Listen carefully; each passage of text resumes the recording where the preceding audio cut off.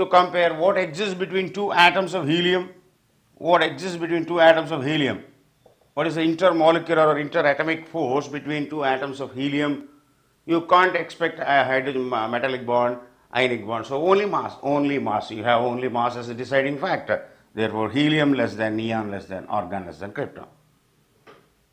And you just talk about elements F2, Cl2, Br2, I2. They are all non-polar molecules. Non-polar molecules.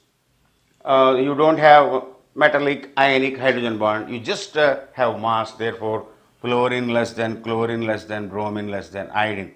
That is why fluorine and chlorine are gases. Bromine is a liquid at room temperature. Iodine is a solid. So what does it tell you? As the mass increases, top to bottom as the 7E. Fluorine, chlorine, bromine, iodine. Top to bottom, as the mass increases, as the heaviness increases, the intermolecular forces in the form of van der Waal are increasing. As the intermolecular force increases, what is a solid? Where the intermolecular forces are the maximum. Chlorine, iodine has maximum intermolecular, therefore it's a solid. Fluorine and chlorine, the attractions between F2 and Cl2, they are not very significant. Between F2 and F2 and Cl2 and Cl2, the attractions between F2 and F2 and Cl2, they are not very significant. Therefore, they are gases. The molecules don't gather, they don't gang up, because there aren't many intermolecular forces. And bromine is a liquid. So, what is that we observe? Top to bottom, as the mass increases, the intermolecular forces are increasing, and since the intermolecular forces are increasing, molecules are coming closer. These two are gases, liquid, solid. This you can observe in all groups containing non-metals, non-metals essentially.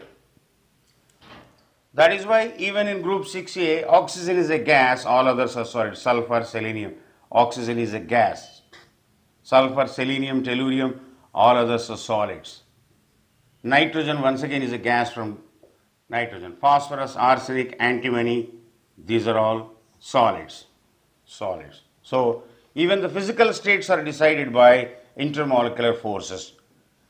It's not just boiling points that are decided by intermolecular forces. There are many other things like boiling point, critical temperature.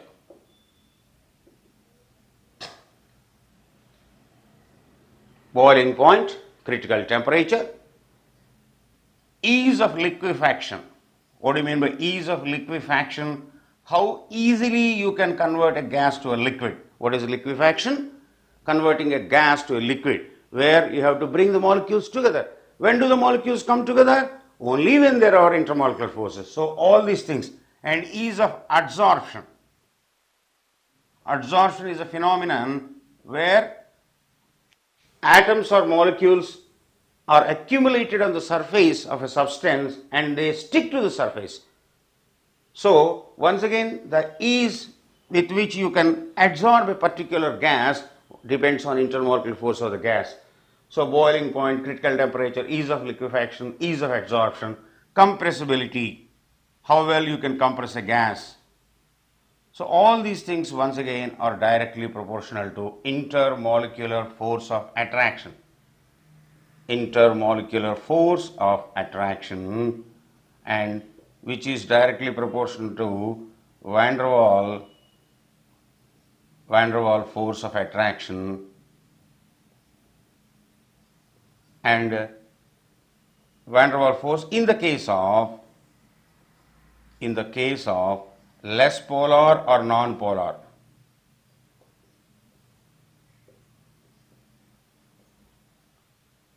What do you mean by less polar or non-polar? Hydrogen bond is considered to be highly polar.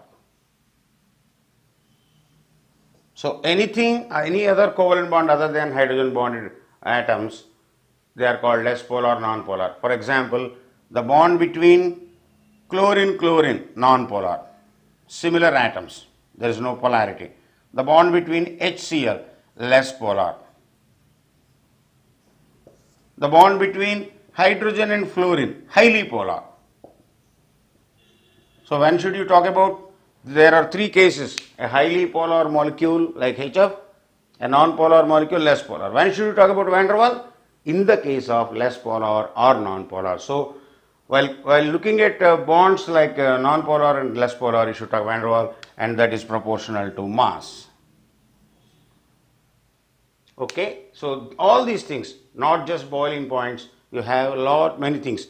But the original question was only about boiling points of hydrates of 5A. The answer, that was over.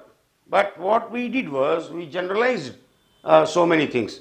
So, boiling points of hydrates of 5A, 6A, 7A, critical temperature, all these things, they follow the same pattern.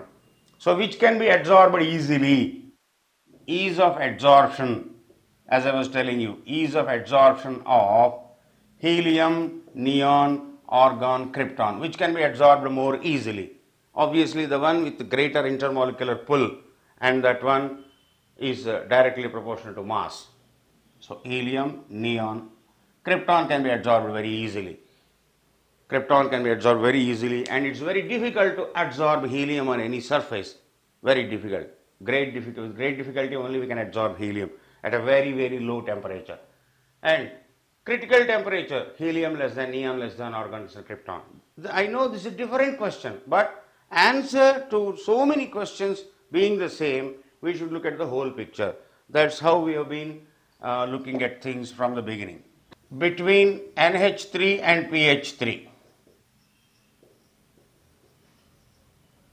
which is more basic?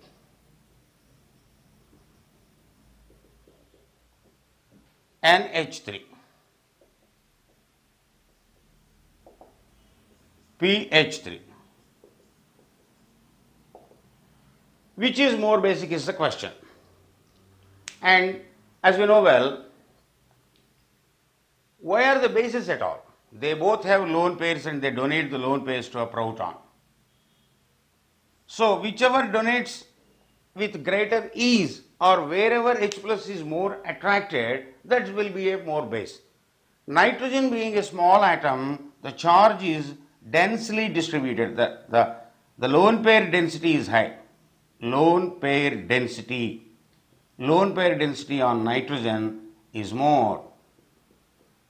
Whereas phosphorus being a big atom, the lone pair is not very densely, I am talking about density. Look here, it is high, the lone pair is dense here, and lone pair density is very thin here. Lone pair density is less. Therefore, what does a proton want? Proton being a positively charged species, it looks for negative charge. Therefore, you will find more negative charge on nitrogen than what you find in phosphorus. Therefore, ammonia is more basic. Between NH3 and pH, which is more basic? The answer is NH3. Answer. Reason? Greater charge density. Greater charge density on smaller nitrogen. That's it. Greater charge density, you can see lone pair is more densely populated on nitrogen than what it is in phosphorus. So, both are Louis bases. The answer, both are Louis bases. Both are Louis bases and they donate lone pair of electrons, and ammonia does it better.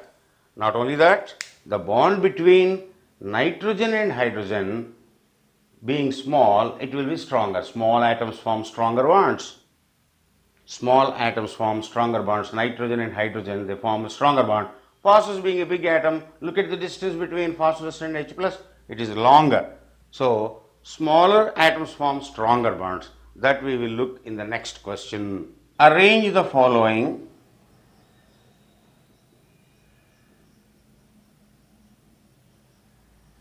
in the decreasing order of stability. Whether it is decreasing order, increasing order, you need not worry about that. Decreasing order of stability. The set are NH3, PH3, AsH3, SbH3. This is the question. Arrange the following in the decreasing order of stability. Answers to such questions are very simple. I can just give you the answer straight away. But the question is whether you will be able to remember that for a long time or not.